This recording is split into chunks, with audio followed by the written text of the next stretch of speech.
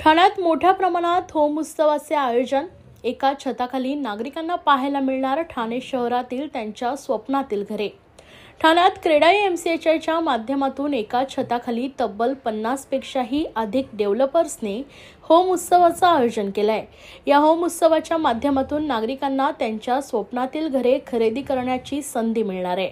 ठाण्यातील वर्तकनगर येथे स्थित असलेल्या रेमंड कंपनीमध्ये या होम उत्सवाचं आयोजन 16 फेब्रुवारी ते 19 फेब्रुवारी दरम्यान करण्यात आलंय। या होम उत्सवाचं उद्घाटन आज केंद्रीय मंत्री कपिल पाटील यांच्या शुभ हस्ते करण्यात आलंय। यावेळी आमदार प्रताप सरनाईक, ठाणे महापालिका अतिरिक्त आयुक्त संदीप माळवी आणि अनेक डेव्हलपर्स यावेळी उपस्थित होते। क्रेडाई एमसीएचआयचे अध्यक्ष जितेंद्र मेहता यांनी सांगितले की 22 जानेवारी नंतर जो देशामध्ये उत्सवाचं वातावरण आहे, या वातावरणाला कायम ठेवण्यासाठी आम्ही या कार्यक्रमाला होम उत्सव असं नाव दिलंय। तसेच होम उत्सवाचं यंदा 21वे एडिशन आहे। या कार्यक्रमाला सर्वांनी उपस्थिती दर्शवावी असं आवाहन यावेळी जितेंद्र मेहता यांनी केलंय। ठाण्यातील सर्व बिल्डर्स, डेव्हलपर्सला या ठिकाणी सर्व माहिती त्यांना प्राप्त होणार आहे। MMR ही ऑथॉरिटी एजन्सी आहे, यामुळे तिथेही काम सुरू आहे। तर केंद्रीय मंत्री कपिल पाटील म्हणाले, ठाणे येथे एमसीएचआय या कार्यक्रमाचं उद्घाटन आज पार पडलंय। ठाणे शहराच्या प्रगतीत आणि सुंदरतेमध्ये कशी भर होईल याकडे देखील लक्ष दिलं पाहिजे असं केंद्रीय मंत्री कपिल पाटील म्हणाले। तर माझ्या लोकसभा क्षेत्रात भिवंडी तालुका आहे, तसेच भिवंडी हे MMR रिजनमध्ये आहे। तसेच जर ही लोक तिथे आली तर जलद गतीनं काम तिथेही होतील आणि भिवंडी ग्रामीणचं शहर होण्यासाठी वेळ लागणार नाही असंही प्रतिपादन केंद्रीय मंत्री कपिल पाटील यांनी केलं आहे। ठाणे क्रेडाई आणि एमसीएचआयच्या एक्झिबिशनचं उद्घाटन आज झालेलं आहे। निश्चितपणाने ठाणे शहराच्या वैभवामध्ये भर घालणारे असे प्रोजेक्ट ह्या प्रदर्शनामध्ये आहेत आणि सगळ्यात जास्त घर खरेदी आज महाराष्ट्रात कुठे होते ती ठाण्यामध्ये होते।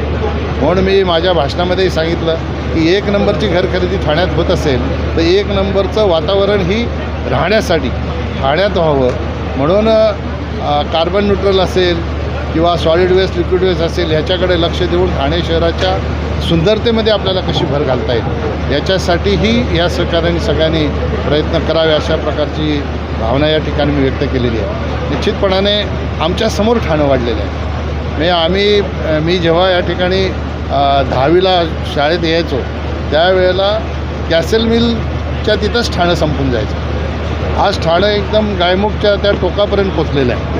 हे ठाण्याचा जो विस्तार झालेला आहे तो निश्चितपणाने ह्या लोकांनी जो विश्वास ग्राहकांमध्ये निर्माण केला, त्या विश्वासाच्यामुळे ही या ठिकाणी एवढ्या मोठ्या प्रमाणात एमसीएचआयच्या माध्यमातून विकास झालेला आहे।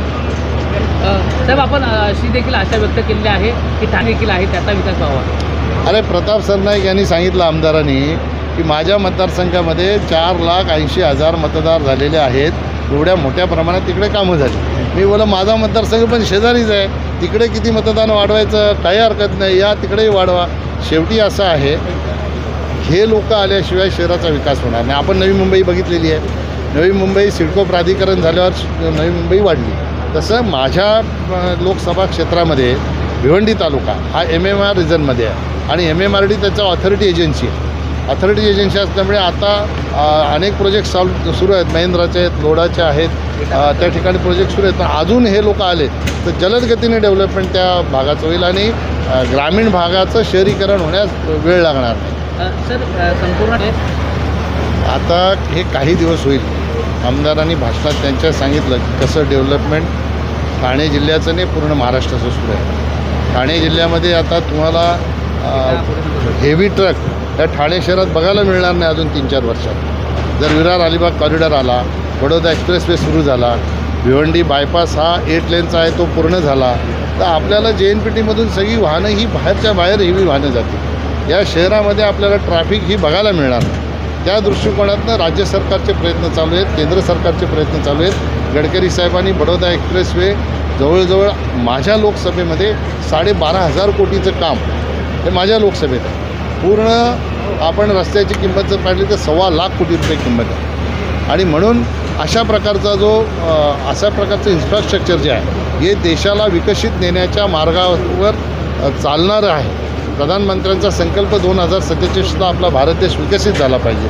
तर भारत देश विकसित होताना गावंही मागे राहिली नाही पाहिजेत. पण गावाचा विकास होताना हे इन्फ्रास्ट्रक्चर गावापर्यंत कसं पोचेल याच्यासाठीही राज्य सरकार केंद्र सरकार दोन्ही मिळून प्रयत्न करत आहेत. म्हणून ही काय वाहतूक कोंडीबिंडी आपण सांगता ही थोड्या दिवसाचे काम सुरू आहे. जनतेला जो त्रास होतो तो आम्ही समजू शकतो. थोड्या दिवसाची ही थोड्या दिवस सहनशक्ती जर ठेवली जनतेने तर निश्चितपणाने पुढचा प्रवास हा सुखकर होणार. आज चांगला दिवस आहे. होम उत्सव जो आम्ही म्हणलेला आहे 22 जानेवारीनंतर जो देशामध्ये उत्सवचं वातावरण आहे ते वातावरणाला कंटिन्यू करायसाठी आम्ही हे गृहप्रदर्शनला होम उत्सव दिलेला आहे. त्याच्या 21वा एडिशन आहे, 21वा प्रदर्शन आहे. तो त्याच्यामध्ये आम्ही सगळा नागरिकांना म्हणजे मुंबईकर ठाणेकर या MMR रिजनमध्ये सगळ्याला आवाहन करतो की 4 दिवसचा मेळा आहे. त्याच्या एक रूपसाठी तुम्हाला काफी मतलब चांगले घर बघायला भेटणार, चांगले लोनचे ऑपॉर्च्युनिटी बघणार, ऑप्शन बघणार. तर तुम्ही नक्की या 4 दिवसामध्ये. त्याचं चांगलं उद्घाटन आज आपले माननीय केंद्रीय मंत्री कपिल पाटिल साहबच्या हाताने झालेलं आहे. हमारे सरनायक साहब भी हाजिर थे, एडिशनल कमिश्नर सर मालवी साहब भी थे. तो मुझे बहुत खुशी हो रही है. आणि त्याच्यात चांगलं आहे की माननीय मुख्यमंत्री साहेबांनी सांगितलेलं आहे रविवारी ते येणार आहे. रविवारी आम्ही एक मोठा कार्यक्रम ठेवलेला आहे हाऊसिंग कॉम्पिटिशन, हाऊसिंग सोसायटीची कॉम्पिटिशन. त्याच्यामध्ये चांगल्या गव्हर्नन्स आणि गुड क्लिननेस सोसायटीमध्ये आम्ही प्राईज देणार आहे. रोख प्राईज आहे आणि ट्रॉफी आहे. तो ते टायमाने आम्ही रिडेव्हलपमेंटसाठी सेमिनार पण आहे. तो सगळ्यांना हे लाभ घ्यावा अशी विनंती. सर ठाण्यातल्या किती डेव्हलपर्सने यामध्ये ठाण्याच्या 50 डेव्हलपरनी 100पेक्षा जास्त प्रोजेक्ट इथे डिस्प्ले केलेला आहे. सगळे मोठे डेव्हलपर आहे, इरानदानी आहे, ओबेरो आहे, वियंग आहे, रुस्तमजी आहे, रेमान आहे, सगळे डेव्हलपर आहे लहान ते पासून मोठे.